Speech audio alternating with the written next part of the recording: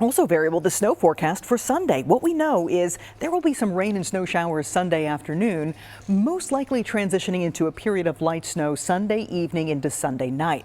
The other model, the American model, supports the European computer model's solution in that but it does tuck the low a little closer inland, giving us a better chance for some snow later on Sunday. So I'd say the chance that we get 0 to 2 inches of snow is pretty good.